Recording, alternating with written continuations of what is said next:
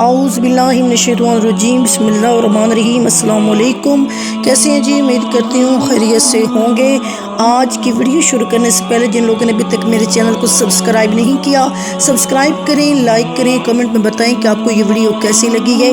نبی کریم صلی اللہ علیہ وآلہ وسلم شب معراج میں بیت المقدس کی طرف جاتے ہوئے مصر کے قریب ایک مقام سے گزرے۔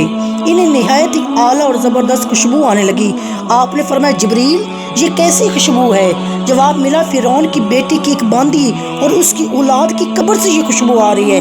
پھر حضرت جبریل نے اس قصے کو بیان کیا کہ فرعون کی بیٹی کی ایک خادمہ تھی جو اس کے سر پہ کنگھی کر رہی تھی، اور وہ خادمہ اسلام لا چکی تھی خفیہ طور پر، اور کسی کو بتایا نہیں تھا۔ جب کنگھی کرتے ہوئے اس کے ہاتھ سے کنگھی گری، وہ اٹھانے لگی تو اس کی زبان سے بے ساختہ بسم اللہ کا نام نکل گیا۔ اس پر شہزادی نے کہا، تو نے آج عجیب کلمہ بولا ہے، رب تو میرا باپ فرعون ہی ہے، پھر تو نے یہ کس کا نام لیا ہے؟ اس نے جواب دیا، فرعون رب نہیں بلکہ رب وہ ہے جو اللہ ہے، جو مجھے اور تجھے اور خود فرعون کو روزی دیتا ہے۔ شہزادی نے کہا، اچھا تو میرے باپ کے سوا کسی اور کو اپنا رب مانتی ہے؟ اس نے جواب دیا، ہاں۔ شہزادی نے اپنے باپ کو بتایا۔ جب فرعون نے پوچھا، فرعون غضبناک ہو گیا اور پوچھا کہ تیرا رب کون ہے؟ تو اس وقت اس نوکرانی نے کہا، اس باندی نے کہا، میرا اور تیرا رب اللہ ہی ہے جو بلندی اور بزرگی والا ہے۔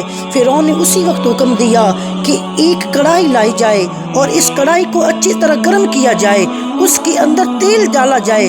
جب وہ تیل اچھے سے گرم ہو جائے تو اس کے اندر اس کے بچوں کو ڈالا جائے اور پھر اس کو ڈالا جائے۔ جب وہ اچھے سے گرم ہو گیا، وہ ایک ایک کر کے اس کو بچوں کو اس میں ڈال دیا گیا، آخر میں خود اسے بھی ڈال دیا گیا۔ جب وہ زیادہ گرم ہو گئی، جب ایک ایک کر کے اس کے بچوں کو ڈالنا شروع کر دیا، بادشاہ نے جب یہ دیکھا تو اس وقت اس باندی نے یہ کہا، بادشاہ دیکھ رہا ہے کہ یہ میرے سے رحم کی بھیک طلب کرے کہ فرعون اس کو دیکھ رہا ہے۔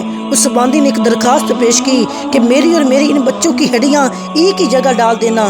اس نے کہا، اچھا، تیرے کچھ حقوق ہمارے ذمہ ہیں، اس لیے یہ میں منظور کرتا ہوں۔ اس کی دونوں بچیاں اس کی آنکھوں کے سامنے اس میں ڈال دی گئیں اور وہ جل کر راکھ ہو گئیں۔ پھر سب سے چھوٹے کی باری آئی جو ماں کی چھاتی سے لگا ہوا دودھ پی رہا تھا۔ فرعون کی سپاہیوں نے اسے گھسیٹا اور اس نیک بندے کی آنکھوں تلے اندھیرا چھا گیا۔ اللہ تعالیٰ نے اس بچے کو اسی وقت زبان دے دی اور اس نے با آواز بلند کہا، اماں جان افسوس نہ کر، اماں جان ذرا بھی افسوس نہ کر، حق پر جان دینا ہی سب سے بڑی نیکی ہے۔ اسے صبر آ گیا اور اس بچے کو بھی آگ میں ڈال دیا گیا اور آخر میں ان کی ماں کو بھی آگ میں ڈال دیا گیا۔